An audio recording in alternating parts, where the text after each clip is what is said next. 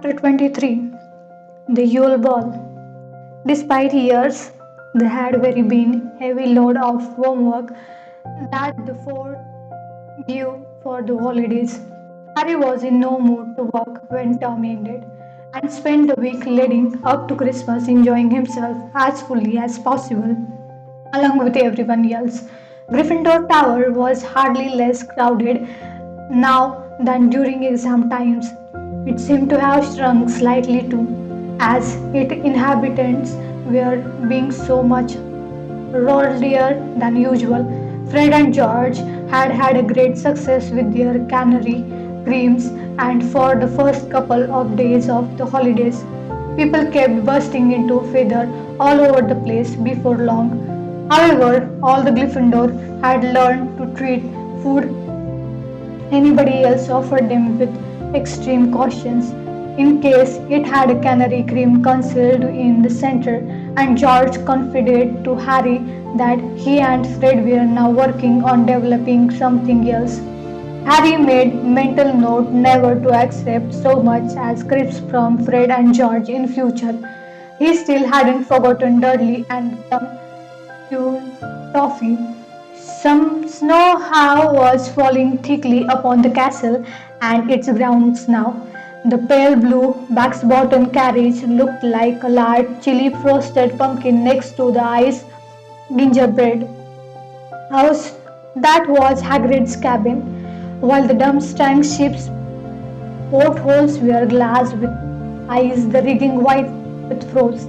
The house elves down in the kitchen were outdoing themselves with a series of rich, warming stews and soury pudding, and only Fior della Cora seemed to be able to find anything to complain about.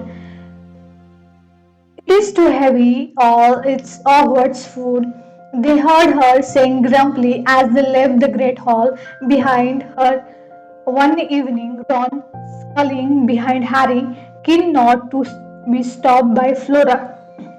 I will not fit into my dress robes. Oh, there is a tragedy.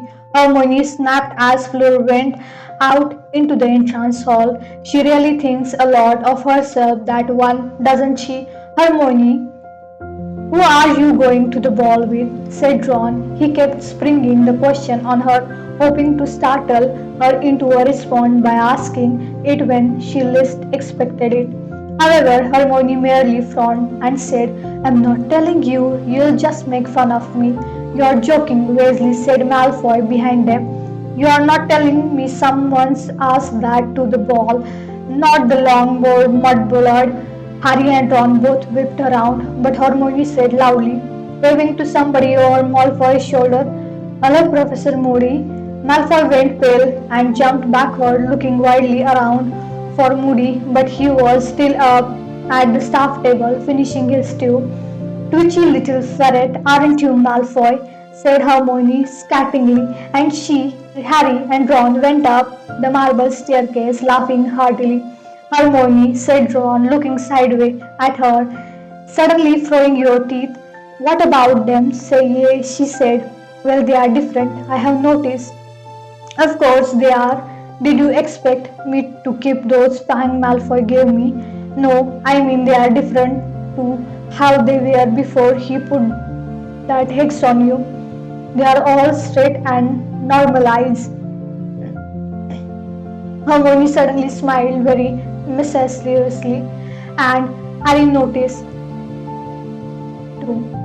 It was a very different smile from the one he remembered. Well, when I went up to the Madame Pomfrey to get them shrunk, she held up a mirror and told me to stop her when they were back to how they normally were. She said, and I just let her carry on a bit. She smiled even more widely. Mom and Dad won't be too pleased. I have been trying to pursue them to let me shrink them for ages, but they wanted me to carry on with my braces. You know, they are dentists. They just don't think teeth and magic should look Pigwiggen's back. Ron's tiny owl was twiddling madly on the top of the isolated banister, a scroll of punch parchment tied to his leg People passing him were pointing and laughing, and a group of third-year girls paused and said, "Oh, look at you, that Winnie owl!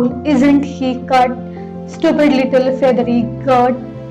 Ron hissed, hurrying up to the staircase and snatching up Pigwidgeon. "You bring letter to the address. You don't hang around show off." Pigwidgeon hoots happily, his head protruding over Ron's purse. The third year school all looked very shocked. Clear off, Ron snapped at them, waving the first holding Pigwidgeon, who hooted more happily than ever as he soared through the air.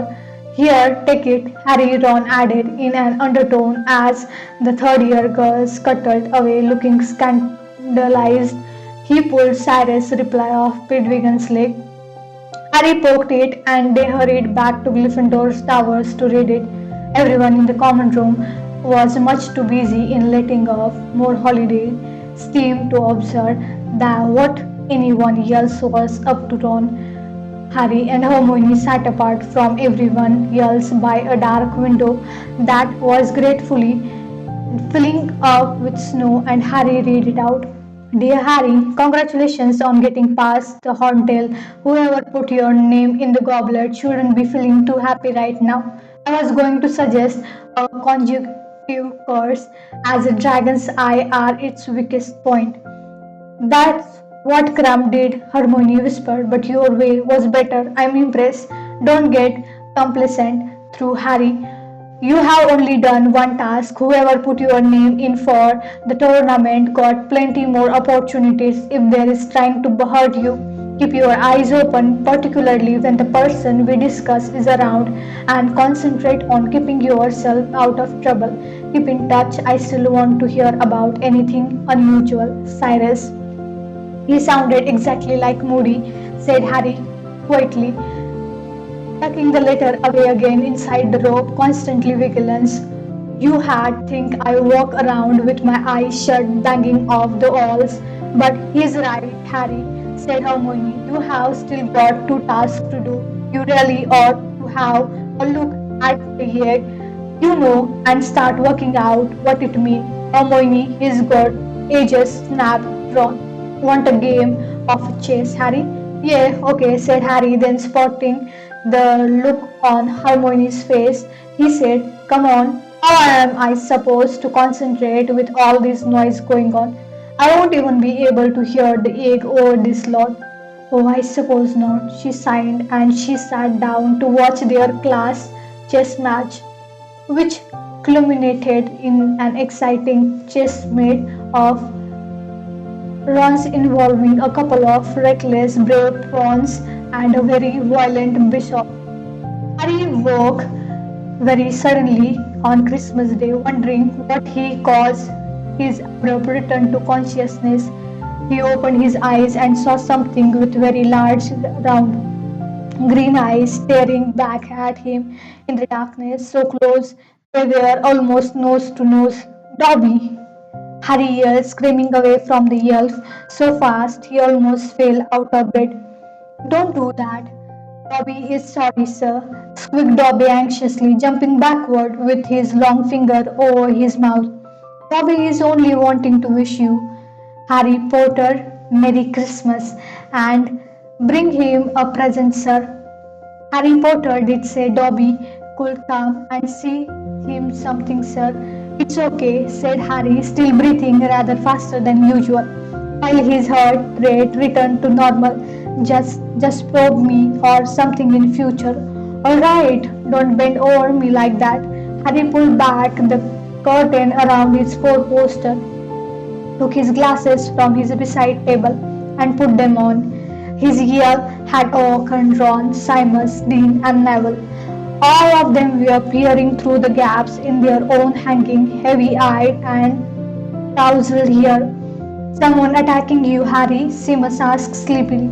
"No, it's just Dobby," Harry muttered. "Go back to sleep." "Nah, present," said Seamus, spotting the large pile at foot of his bed. Ron, Dean, and Neville decided that now they were awake, they might as well get down to some present opening too.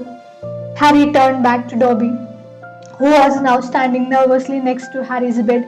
still looking worried that he had upset Harry. There was a Christmas bubble tied to the loop on the top of his tea cozy. Can Dobby give Harry Potter his present? He squeaked tentatively. Of course you can, said Harry. I have got something for you too. It was a lie. He hadn't bought anything for Dobby at all, but he quickly opened his trunk and pulled out a particular knobrow pair of socks. They were his oldest and foulest mustard yellow, and had once belonged to Uncle Vernon. The reason they were extra nobly was that Harry has been using them to caution his snake book for over years now. He pulled out the snake scope and handed the socks to Dobby, saying, Sorry, I forgot to wrap them. But Dobby was utterly delighted. Socks are Dobby's favorite clothes, sir, he said, ripping off his odd ones and pulling one Uncle Vernon's. I has 7 now, sir, but sir, he said, his eyes widening, having pulled both socks up to their highest extent so that they reached to the bottom of his shorts. They had made a mistake in the shop. Harry Potter, they is giving you two the same. No, Harry, how come you didn't spot that? Said Ron, grinning over from his own bed, which was now strewn with wrapping paper. Tell you what, Dobby, here go, take these two, and you can mix them up properly, and here is your sweater. He threw Dobby a pair of violent socks he had just unwrapped and the hand-knitted sweater Mrs. Weasley had sent. Dobby looked quite overwhelmed. Sir is very kind. He squeakily, his eyes brimming with tears again, bowing deeply to Ron. Dobby knew Sir must be great wizard, for he is Harry Potter's greatest friend, but Dobby did not know what he was also as generous of spirit, as noble, as selfless. They are only socks, said Ron, who had gone slightly pink around the ears, though he looked rather pleased all the same. Well, Harry, he had just opened Harry's present, a curly cannon hat. Cool, he jammed it onto his head, where it chased horrible with his hair. Dobby now handed Harry a small package, which turned out to be a socks. Dobby is making them himself, sir, the elf said happily. He is buying the wool out of his waist, sir. The left socks was bright red and had a pattern of broomstick upon it. The right socks had green with a pattern of snitches. They are really well, thank you, Dobby, said Harry, and he pulled them on, causing Dobby's eye to lick with happiness again. Dobby must go now, sir. We is already making Christmas dinner in the kitchen, said Dobby, and we hurried out of the dormitory, waving goodbye to Ron and other as he passed. Harry, other presents were much more satisfactory than Dobby's old socks, with the obvious expectations of the Dursleys, which consist a single tissue and all-time low. Harry supposed they too were remembering the tongue-torn toffee Hermione had given Harry a book called Which Theme of Britain and Ireland, Ron a bulging bag of dung bombs, Cyrus a handy penknife with the attachment of unlock and locked and undo any knot, and Hagrid a vast box of sweater including all Harry's favorite Betty Bott's ever favorite beans, chocolate frog, double bass bowing gum, and fizzing Whizbees. There was also, of course, Mrs. Weasley's usual package, including a new sweater, green, with a picture of a dragon on it. Harry supposed Charlie had told her all about horntail and a large quantity of homemade mice pies. Harry and Ron met up with Hermione in a common room and they went down to breakfast together. They spent most of the morning in Gryffindor Tower, where everyone was enjoying their present, then returned to the Great Hall for a magnificent lunch, which included at least 100 turkey of Christmas pudding and a large pile of cabbage, wizardian crackers. They went out onto the ground in the afternoon. The snow was untouched except for the deep channel made by Drumstrange and Bugs Bottom student on their way up to the castle.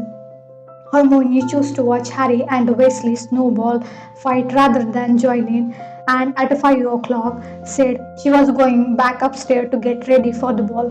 What? You need 3 hours? Said Ron, looking at her incredulously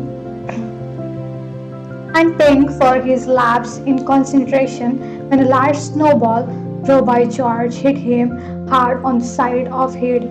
You're going with he yelled after Hermione, but she just waved and disappeared up the stone step into the castle. There was no Christmas tree today as the ball included a feast, so at 7 o'clock, when it had become hard to aim properly, the other abandoned their snowball fight and took back to the common room. The fat lady was sitting in her frame with her friends Violet from downstairs, both of them extremely tipsy, empty boxes of chocolate littering the bottom of her pitcher. Verified that's the one, she giggled when they gave the password and she swung forward to let them inside. Harry, Ron, Seamus, Dean and Neville changed into their dresses robe up in the dormitory, all of them looking very self-conscious, but none as much as Ron, who surveyed himself in the long mirror in the corner with an appalled look on his face. There was just no getting around the fact that his robe looked more like a dress than anything else. In a desperate attempt to make them look more manly, he used a severing charm on the robe and curve. It worked fairly well. At least he was now less free, although he hadn't done a very neat job, and the edge still looked depressively fiery as the boy set off downstairs. I still can't work out how you two got the best looking girl in the year, muttered Dean. Animal magnetism, said Ron gloomily, pulling stray thread out of his scarf. The common room looked strange, full of people wearing different color instead of the usual mass of black. Parvati was waiting for Harry at the front of the stair. She looked very pretty indeed, in robes of shocking pink, with her long dark plait braided with gold and gold bracelet glimmering at her waist. Harry has revealed to see that she wasn't giggle. You nice, he said awkwardly. Thanks, she said. Padma's going to meet you in the entrance hall, she added to Ron. Right, said Ron, looking around. Where is Hermione? Parvati struggled. Shall we go down then, Harry?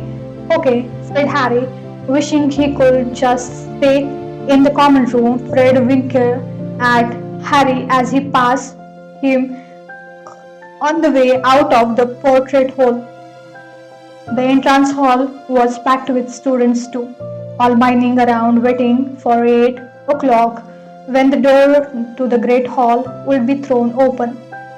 Those people who were meeting partners from different houses were edging through the crowd trying to find one another. Parvati found her sister Padma and led her over Harry and Ron. Hi, said Padma, who was looking just as pretty as Parvati, in robes of bright Turkish. She didn't look too enthusiastic about having Ron as a partner, though her dark eyes lingered on the frayed neck as sleeves of his dress robe as she looked at him up down. Hi, said Ron, not looking at her, but staring around the crowd. Oh no, he bent his knees slightly to hide behind Harry because Flella de la Corora was passing, looking stunning in robes of silver grey lateen and accompanied by the Ravenclaw's witch captain. Roger Davis. When they had disappeared, Ron stood straight again and stared over the head of the crowd. Where is Hermione? He said again. A group of Slytherin came up the step from their dragon command room. Malfoy was in front. He was wearing dress robe of black velvet with a high collar, which in Harry's opinion made him look like a vicar. Pansy Parkinson, in a very frilly robes of pale pink, was clutching Malfoy's arm. Grab and Goal were both wearing green. They resemble moss-colored borders, and neither of them Harry was pleased to see and managed to find a partner. The oak front door opened and everyone turned to look as the dumb-stung student entered with Professor Calcrow. Trump was at the front of the party, accompanied by a very pretty girl in a blue robe. Harry didn't know. Over their head, he saw that an area of lawn right in front of the castle had been transformed into a sort of grotto full of fairy light, meaning hundreds of actual living fairies were sitting in the robes that had been conjured there and fluttering over the statues of what seemed to be a Father Christmas and his reindeer. Then Professor McGonagall voice called, "Champions over here, please." Parvati readjusts her bangles. Beaming, she and Harry said, "See you in a minute," to Ron and Padma and walked forward at the chanting crowd, partnering to let them through. Professor McGonagall, who was wearing dress robe of red tartan and had arranged a rather ugly wreath of crystal around the brim of her hat, told them to wait on one side of the door while everyone else went inside. They were to enter the great hall in procession when the rest of the students had sat down. Flora Delacour and Roger Davins stationed themselves nearest the doors. Davins looked so stunned by his good fortune in having Flora for partners that he could hardly take his eyes off her. Cedric and Cho were closely to Harry. He looked away from them so he wouldn't have talked to them. His eyes fell instead on the girl next to Crumb. His jaw dropped. It was Hermione, but she didn't look like Hermione at all. She had done something with her hair. It was no longer bushy, but slick and shiny, and twisted up into elegant knot. At the back of her head, she was wearing robe made of periwinkle blue material, and she was holding herself differently somehow. Or maybe it was merely the absence of the 20 of book she usually had slung over her back. She was also smiling rather nervously. It was true, but its reduction in the size of her front teeth was more noticeable than ever. Harry couldn't understand how he didn't stop it before. "Hi there," said Harry. "Hi, Parvati." Parvati was gazing at Hermione in unflattered disbelief. She wasn't the only one either. When the door to the great hall opened, Crumb's fan club from the library stalked past, throwing Hermione look of deepest loathing. Pansy Parkinson gaped at her and she walked by with Malfoy, and even he didn't seem to be able to find an insult to throw at her. Ron, however, walked right past Hermione without looking at her. Once everyone else was settled in the hall, Professor McGonagall told the champion and their partner to get in the line in pairs and to follow her. They did so, and everyone in the great hall applauded as they entered and settled walking towards a large round table and the top of the hall where judges were sitting. The walls of the hall had all been covered in sprinkling silver frost with hundreds of garlands of mistletoe and ivy crossing the starry black ceiling. The house table had vanished. Instead, there were about 100 smaller lantern-lit ones, each seating about a dozen people. Harry concentrated on not tripping over his feet. Parvati seemed to be enjoying herself. She was beaming around at everybody, staring Harry so forcefully that he felt as though he were a show dog she was putting through its pace. He caught sight of Ron and Padma as he heard the top table. Ron was watching Hermione pass with narrow eyes. Padma was looking sulky.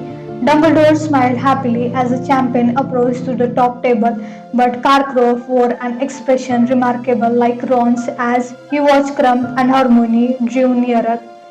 Ludo Bagman, tonight in robe of bright purple with a large yellow stars, was clapping as enthusiastically as an of the student and Mad Me Maxim. who had changed her usual uniform to black satin for a floating gown of lavender silk, was applauding them politely, but Mr. Crouch, Harry suddenly realized, was not there. The fifth seat at the table was occupied by Percy Weasley. When the champions and their partners reached the table, Percy drew out the empty chair beside him, staring pointedly at Harry. Harry looked at him and sat down next to Percy, who was wearing brand new navy blue dress robe and an expression of such smugness that Harry thought it would be fine. I have been promoted, Percy said before Harry could even ask, and from his tone, he might have been announcing his election as supreme ruler of the universe. I am now Mr. Crouch's personal assistant, and I am here representing him. Why didn't he come? Harry asked. He was looking forward to being lectured on Cardron Bottom all through dinner. I am afraid to say Mr. Crouch isn't well, not well at all. Hasn't been right since the World Cup. Hardly surprising, overwork. He's not as young as he was, though still quite brilliant, of course. His mind remains as great as it ever was, but World Cup would was a fisco for the whole ministry, and then Mr. Crouch suffered a huge personal shock with the misbehavior of the house elf of his Blinky or whatever she was called. Naturally, he dismissed her immediately afterward. But well, as I say, he is getting on. He need looking after, and I think he found a definite drop in his home comfort since he left. And then we had a tournament to arrange and the aftermath of the cup to deal with. That revolting skater woman buzzing around. No, poor man, he's having a well on quiet Christmas. I'm just glad he knew he had someone he could rely on to take his place. Harry wanted very much to ask whether Mr. Crouch had stopped calling Percy Weatherby it, but resisted the temptation. There was no food as yet on the glittering golden platters, but small menus were lying in front of each of them. Harry picked his up uncertainly and looked around. There were no waiter. Dumbledore, however, looked carefully down at his own menu, then said very clearly to his plate, pork chops. The pork chops appeared. Getting the idea, the rest of the table placed their order with their plates too. Harry glanced up at Hermione to see how she felt about this new and more complicated method of dining. Surely it meant plenty of extra work to households, but for once Hermione didn't seem to thinking about SPW. She was deep in talk with Victor Crumb and hardly seemed to notice that what she was eating. It would now occur to Harry that he had never actually heard Crumb speak before, but he was certainly talking now and very enthusiastically at that. Well, have a castle also, not as big as this, not comfortable. I am thinking, he was telling Harmony. We have just 4 floors and the fire are lit only for magical purpose. But we have ground larger even than this, though in winter we have very little daylight, so we have not enjoying them. But in summer we are flying every day over the lakes and mountains. Now, Victor said Karkaroff with a laugh that didn't reach his cold eyes. Don't go giving away anything else now, or your charming friend will know exactly where to find us. Dumbledore smiled, his eyes twinkled, ignored all his secrecy. One would almost think you didn't want visitors. Well, Dumbledore said Karklov, displaying his yellowing teeth. To their fullest extent, we are all protective of our private domains, are we not? Do we not jealous guard on the hill of learning that have been entrusted to us? Are we not right to be proud that we alone know our school secrets and right to protect them? Oh, I would never dream of assuming I know all Hogwarts secrets, Igor, said Dumbledore amicably. Only this morning, for instance, I looked at wrong turning on the way to the bathroom and found myself in beautiful corporation room. I never seen before, containing a really rather magnificent collection of chamber pots. When I went back to investigate more closely, I discovered that the room had vanished, but I must keep an eye out for it. Possibly it is only accessible at 5:30 in the morning, or it may appear at the quarter moon, or when the seeker has an exceptional full-blooded. Harry snored into his plate of glouche. Percy flew, but Harry could have swore Dumbledore had given him a very small wing. Meanwhile, Flora Dolacora was criticizing the Hogwarts decoration to Roger Davis. This is nothing, she said demurely, looking around at the sparkling wall of the Great Hall.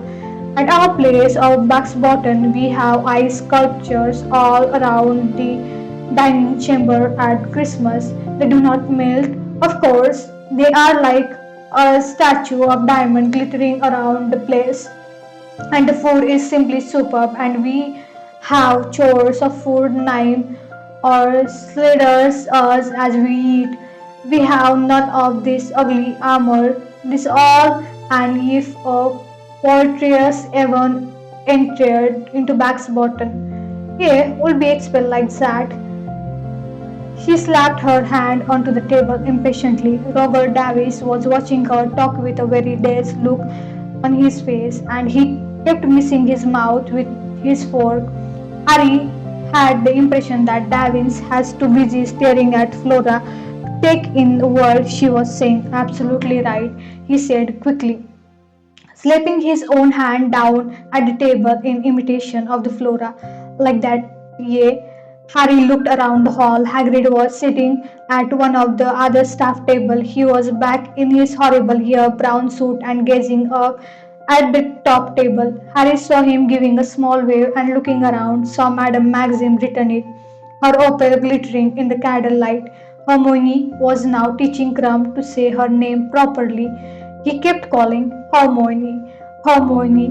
She said slowly, clearly, Hermione. Close enough, she said, catching Harry's eye and grinning. When all the food had been consumed, Dumbledore stopped up and asked the student to do the same. Then, with a wave of his hand, all the tables zoomed back along the wall, leaving the floor clear, and then he conjured a raised platform into existence along the right wall. A set of drums, several guitar, a lute, a cello, and some bagpipe were set upon it. The weird sister now trooped up onto the stage to widely enthusiastic applause. They were all extremely hairy and dressed in a black robe that had been armful, ripped and torn. They picked up their instrument, and Harry, who had been so interested in watching them that he had almost forgotten what was coming, suddenly realized that the lotters on all the other table had gone out of that the other champion and their partners were standing up. Come on, Parvati, we are supposed to dance. Harry tripped over his dress rope and he stood up. The weird sister stuck up slowly, mouth full tone. Harry walked onto the brightly lit dance floor, carefully avoiding catching anyone's eyes. He could see Miss and Dean waving at him and sniggering. And the next moment, Parvati had seized his hand, placed one around her waist, and was holding the other tightly in her hair.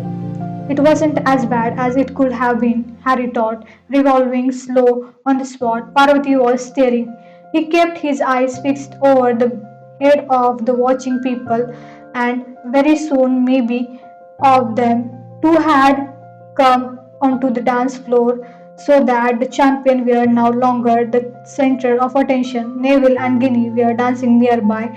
He could only see Ginny whistling frequently as Neville trod on her feet, and Dumbledore was waltzing with Madame Maxim. He was so wrathful by her that the top of his pointed hat barely tickled her cabin. However, she moved very gracefully for a woman so large. Mad-Eye Moody was doing an extremely ungainly two-step with Professor Sinstra, who was nervously avoiding his wooden leg. Nice socks, Potter, Moody growled as he passed, his magical eyes staring through Harry's robe. Oh, yeah, Dobby, the house elf, knighten them for me, said Harry, grinning. said, so creepy, Parvati whispered as Moody clutched her. I didn't think that I should allow. Running out the final credit note from the background relieved the wizard sisters playing applause, feeling much more and having let go Parvati at once. That's it for today. Thank you so much. Stay tuned for next chapter. Till then, see ya. Bye bye.